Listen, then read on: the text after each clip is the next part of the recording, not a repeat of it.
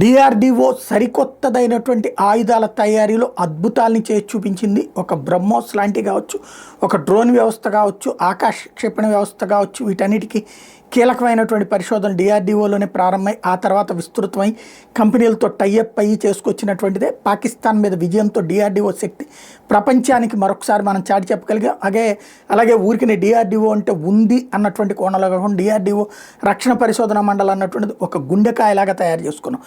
ఇప్పుడు ఆ డిఆర్డిఓ ప్రపంచంలోనే first ever biological experiments abroad the International Space Station to study the sustainability of human life in స్పైస్కి సంబంధించి ఇస్రో ఒకవైపు చేస్తుంటే మరోవైపు డిఆర్డిఓ వచ్చినేమో అద్భుతమైనటువంటి కార్యక్రమానికి శ్రీకారం చుట్టింది. డిఆర్డిఓ సైంటిస్టులు మాక్ 5 వేగంతో వెళ్ళేటటువంటి హైపర్సోనిక్ మిస్సైల్ క్యాపబుల్ ఫ్లయింగ్ని రెడీ చేస్తున్నారు. మేజర్ డిఫెన్స్ మైల్ స్టోన్ కాబోతోంది ఇది.